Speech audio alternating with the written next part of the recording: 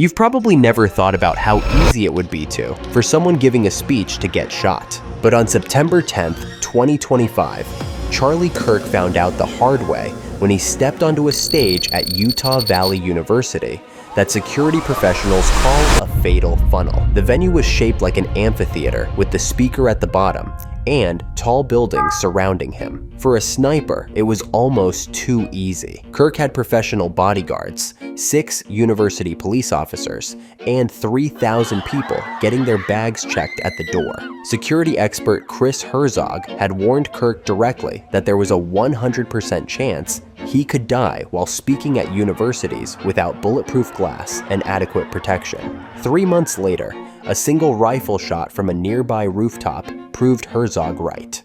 The bullet found Kirk's neck before his security team even knew what was happening. In that moment, it became clear that all the standard security measures in the world mean nothing without a real system behind them. Here's what nobody wants to admit. Most public events are designed to fail the moment someone decides to kill the speaker.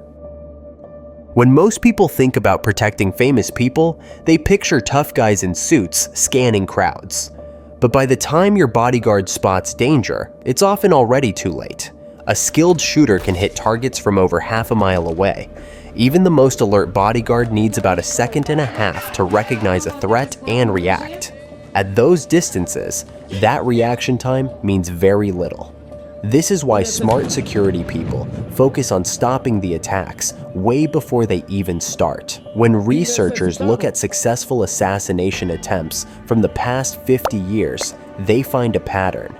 The attacks that work succeed because someone found a weak spot in how the event was set up. Think of assassins like burglars casing a house. They study their targets, figure out routines, scout locations, and look for the easiest way in. The best protection isn't to outshoot the bad guys. It is to make the whole plan so difficult and risky that most people won't even attempt it. The building itself can be your best security guard. You can eliminate the chances of an assassination attempt in spaces just by thinking carefully about how they're built. Take the rooftop problem that killed Charlie Kirk. Any decent security team starts by pretending to be the assassin. They look at the venue and ask, if I wanted to kill someone here, where would I position myself? Every tall building, parking garage, or high window within shooting distance gets marked. Then you either put your own people there, or make sure nobody can access those spots. The next smart approach is to create layers of protection, like rings around a target. The outer ring spots and stops threats before they get close. The middle ring manages crowds and watches for problems. The inner ring is your last line of defense, and if you're relying on that inner ring, something has already gone wrong. Modern events use portable camera systems that run on solar power and can be set up anywhere. Drones give you a bird's eye view of crowds and can spot people approaching from unexpected directions. Some camera systems are smart enough to automatically flag when they detect weapons or unusual behavior. Everything about how a place looks sends a message to potential attackers. Well-lit areas where security cameras are obvious and guards are visible naturally discourage people with bad intentions. The 3,000 people who came to hear Charlie Kirk represent the heart of the security challenge. Large crowds provide perfect cover for someone planning an attack, but they also create chaos that can overwhelm security teams. Professional event planners study how people move through spaces, where bottlenecks happen, and how quickly they can exit in emergencies. Fire safety experts recommend having one trained crowd manager for every 250 people at big events. The entrance is where you have your best shot at stopping threats. Every entrance needs trained people checking bags and using metal detectors to find weapons. Event organizers create special badges that show who's supposed to be where, and everyone working the event gets background checked. The key is communicating expectations clearly. People need to know what they can and can't bring and what the security procedures will look like. Anyone who refuses screening gets turned away, no exceptions. Compromising on this rule even once can undermine the entire system. Even when everything else goes right, you need a plan for when things go wrong. Emergency planning starts with accepting that panic is your enemy. Scared people don't follow directions well. Security teams map out multiple escape routes from every part of the venue, keeping those paths clear and well lit. For high-profile speakers, you need dedicated escape routes that avoid the main crowd areas entirely. These routes get practiced ahead of time and must stay free of obstacles during the entire event. Communication becomes critical when emergencies happen. Event organizers set up multiple ways to reach people: cell phones, radios, loudspeakers, even megaphones.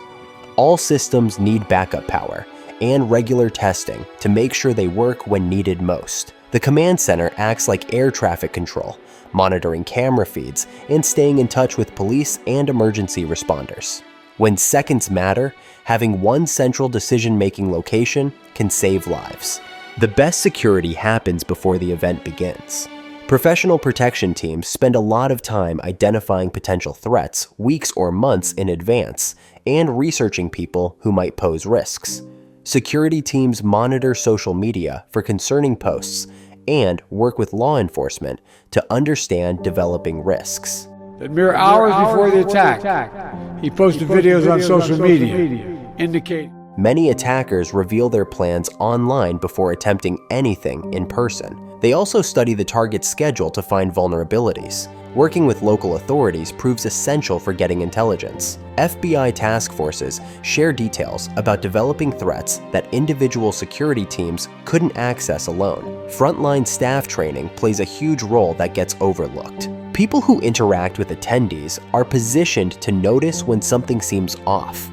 Training them to recognize concerning behavior creates dozens of extra sets of eyes watching for trouble. Modern security teams face new challenges that didn't even exist 10 years ago.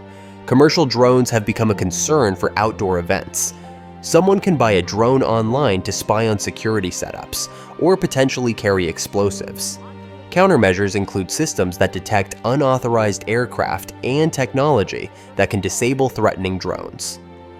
Vehicle attacks have become more common, which means rethinking event perimeters.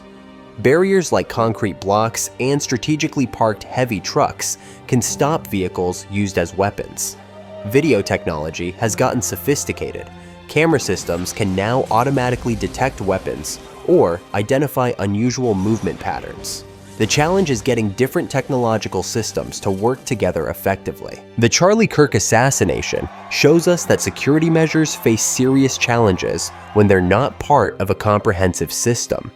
This points to the core lesson about preventing assassinations, which is designing systems that make successful attacks extremely difficult to plan and carry out. How you arrange physical spaces, manage crowds, control access, gather intelligence, and respond to emergencies must work together. Often, the most effective security measures look like simple design choices: choosing venues without lots of tall buildings nearby, positioning speakers to minimize exposure angles, using lighting to eliminate hiding spots while keeping spaces welcoming.